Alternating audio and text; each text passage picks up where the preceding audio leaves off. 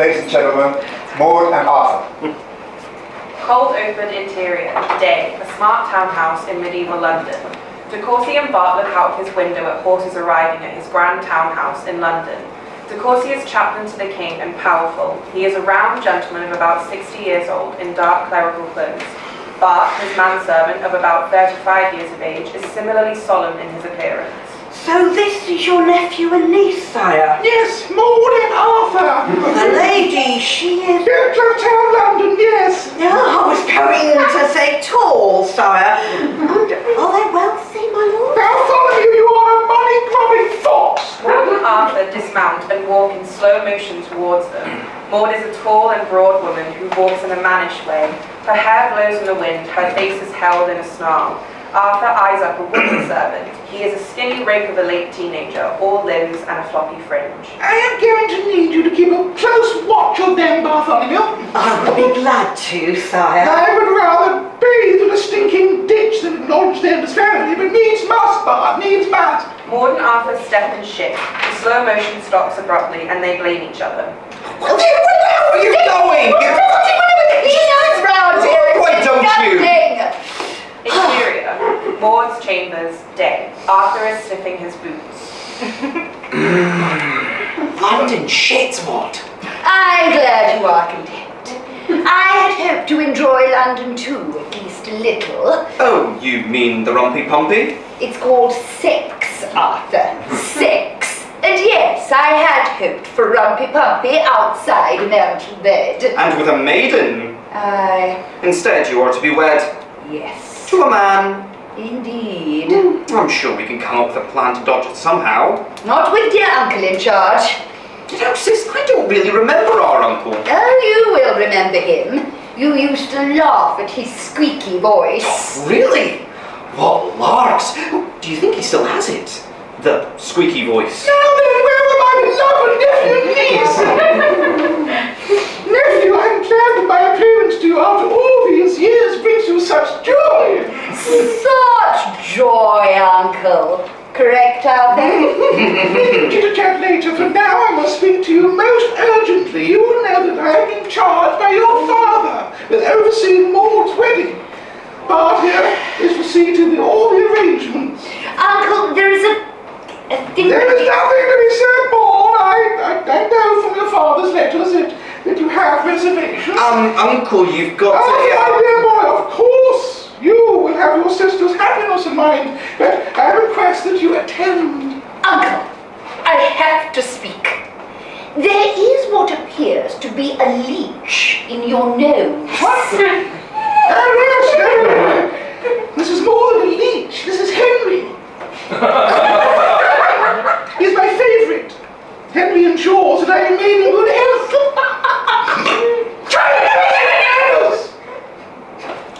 Where is Henry's house? Bart brings a leech jar. De Courcy coos over the leech as he replaces it.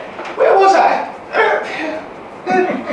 Yes, you, Maude, are to be married to Francia de Petit Grenoble in precisely 1 week's time. The two of you naturally will ensure that the good name of our family is not besmirched. Uncle, I have to speak plainly. I most definitely did not ask for this marriage. I did not ask for any marriage, and I plan to do everything in my power to make sure that it does not go ahead. And I would say nothing further at this point, milady. Bartholomew, bring Henry. Oh, got it. Shut up. Interior, Arthur's chamber, morning. Bart rings a handbell and pulls back the curtains. Light floods the room. Good morning, Uncle. De Courcy looms over Arthur, a nightmare.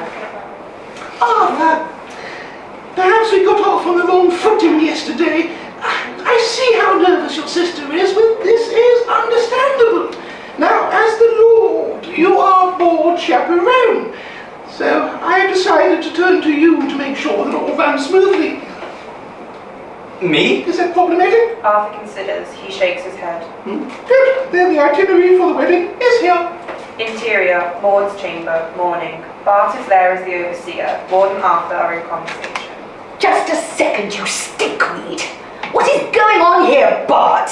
You are my master now, Arthur? I never asked to be. the living saints out of me, Maude! Look, it's not all bad. Here, item 1. Uncle sees that you are nervous and suggests that you are to be yourself. Oh, that's a laugh. Item 2. Bart will bring the women in. Now?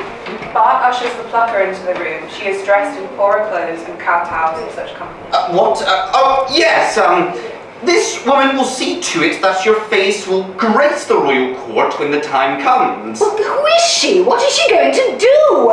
She is a Flemish plucker. She will make Maude's eyebrows much more feminine. Her raised forehead will attract all manner of compliments. Oh, the cart horse, Mr. Wagoner! I am to lose my eyebrows! And your fringe, apparently. Listen, worm, whose side are you on? Hurting me! You are an idiot! Whilst you do your uncle's dirty work, you toad, our time here, any freedom, any fun is gone in a puff of London smoke! Right, of course, and yet I dare not cross our Uncle Maude! You would cross me! I know what to expect from you! Bart appears around the screen. Is everything all right? Were you listening in? Oh, I would never. But I do know that the chaplain will expect to see your makeover complete. He likes to make sure that eyes are crossed and Say teeth are something! dotted. Well, you're going to let this happen? Arthur looks at the floor as he thinks. Mistress Plucker, proceed! Traitor! Off screen we hear Maude shout. Oh! Each time a plucker occurs, her brother watches and Bart smiles. Oh! I am not going to forget this, brother! What nonsense is this, Arthur? Bart ushers the plucker out. He gives her points. She did hit me, Master Bart! The lady, she hit me! Oh, the woman is deluded, chaplain. It was an accident. She has conducted her affairs and I have paid her handsomely. No, then let us see what you look more.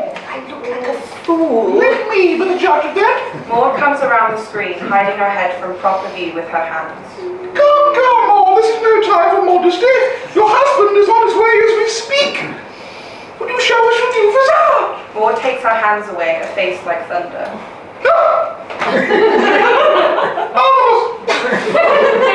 Might you give us a moment, Uncle? Sure. Oh, let me know if there is anything else you need, my lady. They You little bastard! Now, Maude, are you angry? It's just that I really can't tell anymore. What kind of a coward are you? Oh, you get used to it. Used to what? Being forced to share a bed with a man? Oh, the eyebrows, I mean. She chases him. Maud rugby tackles Arthur, punching him in the chest. Ow! Moon face! Maud hits him. Ow! Long noggin! hits him. Ow! Slaphead! Ow! Interior, Arthur's chambers, day. Bart has brought food for Arthur. For Maud, there is a mood of despondency. You would be wise to hold your tongue. I will show you the last person to cross the chaplain. He pulls the curtain aside. There is a head on a stake in the street. He called my master Baldy. Yes. If only there was some way of persuading your uncle that you are perhaps unready. Such a plan would be worth good money. Do you have any bright ideas, Bart? I might. Yes, I thought you might. It would involve placing a certain level of trust in your person, would it not? She's not good with trust. You will find Bart resourceful, if nothing else. Arthur takes Bart to one side. Maud listens in.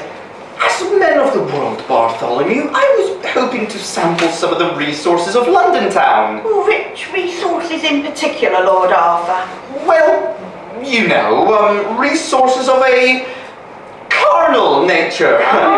Oh, you want someone to fix you up with a woman for sex? Oh, well, yes.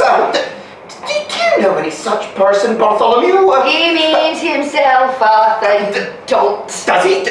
Do you?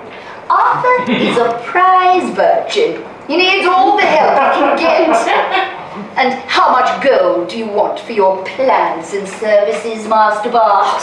Please, Lady Maud. Very well, Master Bart. Tell me this plan that might help someone avoid a wedding. Of course. Now let me see. Fast cut.